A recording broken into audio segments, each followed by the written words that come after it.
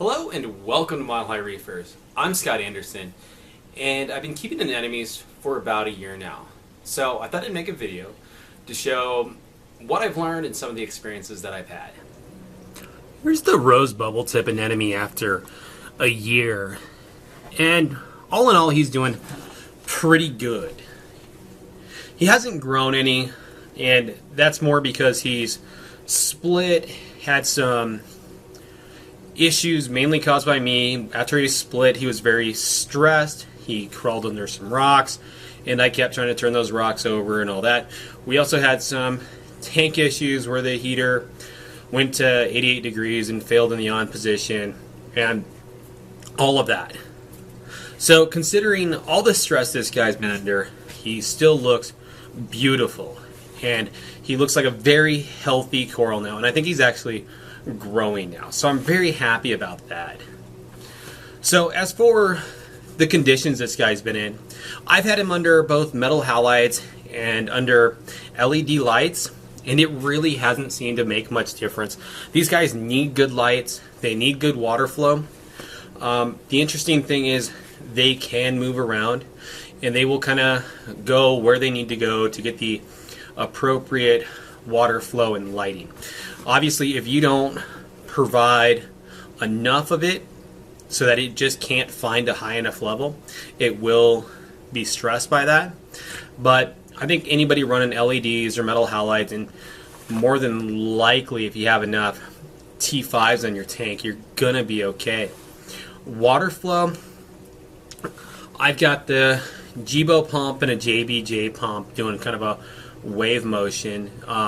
With an anemone be able to move around the tank, he can really find the water flow that he likes.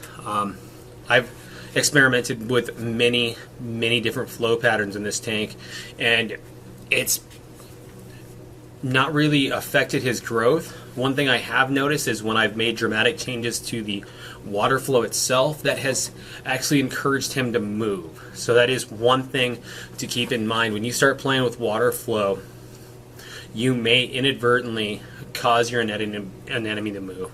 And I really love anemones. That's why I have 3 of them in my tank. But the really frustrating part about these guys is they will move wherever they want to go, whether you like it or not. They're just going to go somewhere. They're going to park next to a coral, and they're going to sting the crap out of it. Just the other day, my Sebae Anemone parked next to my leather and was just stinging the crap out of it. Really annoyed the leather, so I had to move the leather coral. And that's one thing I've learned, is you can't really move the anemone. When this guy had issues, and he'd crawl under a rock, I'd try to turn the rock over to expose him to the light so he's getting proper lighting. That didn't work. That just stressed him out. If you move the anemone, he's going to go wherever he wants to go. So I find that it's best to try to move the thing that's around the anemone that it's affecting that you don't like. So if he's parked next to a coral, if you can move the coral, that's usually the best way to do it, is to move the coral so that it's not stinging your coral. The other interesting thing about this Rose Bubble Tip Anemone is I've got a porcelain crab living inside of it. And if you look down in there, it's a little tiny crab with maxilla pads that's pulling plankton and other floating items out of the water column, and it's eating that. And they form a symbiotic relationship between the anemone and the crab. So the anemone provides protection for the crab, and the crab provides food for the anemone. So the crab's going to go ahead and pull food out of the water column, and then it's going to go to the bathroom inside the anemone, and the anemone will actually eat that and gain nutrients from the crab's excrement. Sounds gross, but it's a very effective way of the anemone getting a bunch of extra nutrients. As far as feeding my anemones go, I do it about once a week. I'll do Mysis shrimp or krill. It's also a good extra way of feeding your porcelain crab. When you have one in there, he'll go ahead and he'll eat some of the Mysis or krill, whatever you put in there, and the anemone will also eat some of it too. And it works out really well doing it that way. One of the things I've always wanted since I started this hobby was a carpet anemone. And unfortunately, I really can't have a carpet anemone. Carpet anemones are very aggressive. They will eat fish, they grow to be huge, and then they're very sensitive creatures and difficult to take care of in an aquarium. You'll hear both sides. Some people just have them thrive in their tanks, but in general they have a reputation as being difficult. I did a bunch of research and I found these mini Maxi Carpet Anemones, and they are just fantastic. They're almost like a giant mushroom on your rockwork, and that kind of makes sense because mushrooms are actually related to carpet anemones. But so far this guy has been really easy to take care of, with the exception that he doesn't seem to eat the frozen food I have offered him. I've offered him krill and I've offered him mysis shrimp, and he hasn't seemed too interested in it. My guess is he's getting all the nutrients he needs from either what he's picking up in the water column or from the photosynthesis. He doesn't seem to actually like a lot of light. When I first got him, I put him right up on top of that rock where it's a lot brighter, and he moved right down there. And that's as far as he's gone. So that was really cool, in that I put him someplace and he stayed pretty close to where I wanted him. But he doesn't seem to need a lot of light or current, and he seems super easy to take care of. He's maintained his color and he appears to be growing. So I'm not too worried about his health, but I'm going to continue to feed him just because I think that it's probably a little better for this guy if he actually eats some meaty foods. Last but not least is my Sebae Anemone, and he's been pretty easy to take care of.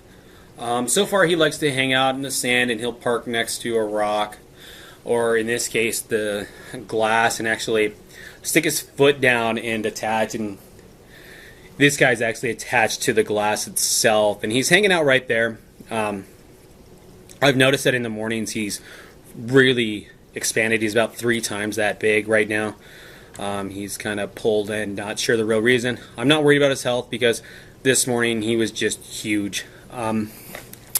But he seems to be eating well. He's been pretty easy to take care of. He is a wild-caught anemone, and one thing I have heard about wild-caught anemones is that they are a little harder to get used to aquarium life than tank-raised ones. My Rose Bubble Tip is tank-raised, and I believe the Mini Max is wild-caught. But I also had a long tentacle anemone, which is supposed to be easier to take care of than this guy, and it didn't make it. So my guess is it's a little bit species, and it's a little bit just the stress of taking something like that from the wild and bringing it in to an aquarium setting. But so far the Sebae's been pretty easy. He's a lovely kind of purplish color with really brilliant purple tips. It's hard to see under this lighting, but he seems to do pretty well. The slightly annoying thing is he's moved to the corner where my clowns lived, and I was always hoping I could get an anemone to live down there in hopes that my clowns would start hosting him. But if you watch those Banggais, they hang out right above that anemone, and I've actually seen them run the clowns off. So any real hope I had of getting the clowns to host the anemone are kind of being dashed by the Banggais.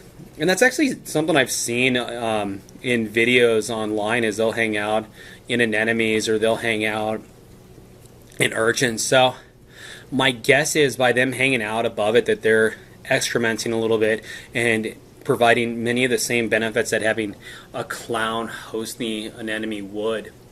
I'm hopeful that the clowns will actually live there. The Banggais are cool there too. And long term, I may just throw a porcelain crab in there. But it's been quite an experience with anemones. I've had 6 of them. As you can see, I have 3 currently. And they're kind of iffy to take care of sometimes. There's a lot to learn. The biggest thing I've learned is just let them do their thing. They're going to go behind rocks. and they'll come back out when they feel like it. They're going to find the best lighting for them. They're going to find the best water flow for them. It's the most frustrating thing in the world, but that's what they're going to do. The other thing is really watch your pumps. When you see an anemone on the move, either shut your pump off that it's near or cover it with some filter material. I had a giant Rose Bubble Tip Anemone that was in my tank for a day, and it got sucked into my Jebo pump, ripped to shreds, and I believe that's what's caused a lot of my cyano outbreak that's currently in my tank. So that's a very devastating thing when it happens to you, and it's something I really have tried avoiding. The problem I've noticed is by shutting off my pumps, it really makes it difficult for that anemone to settle in, because I shut the pump off, it kind of finds a place with his legs, and as soon as I fire that pump up, he obviously moves around and tries to find a new location, so he puts him right back on the move. So I love these anemones, but they are also frustrating at the same point. But personally, it's the challenge in the hobby that makes this all worthwhile. My thought towards this whole hobby is it's a solid mix of art and science, and these guys are so cool. It's a completely mindless animal, and yet it's going to move all over the tank. It's going to find the right lighting for it. It's going to find the light water current. It's going to eat prey. It's amazing that it can do all of this without a brain. So I'm in love with the anemones. I think they're spectacular. They are definitely the most rewarding thing I keep in my tank. At the same time, they are also the most frustrating. So if you haven't tried anemones, I would definitely recommend trying them out. If you can get your hands on tank raised, by all means, try to get tank raised. For me, at least locally, the LFS sells them. They're like $90 for good sized Rose Bubble Tips. So that's how I would start. But this video is not meant to be exactly how you keep an anemone. This is just more my year's experience with them. So I hope you enjoyed watching it. If you liked this video, hit the like button. I always appreciate it when people do that. And if you haven't already subscribed, subscribe. I'm always putting new content out. So if you want to see more, subscribe and you'll be the first to know when this stuff comes out.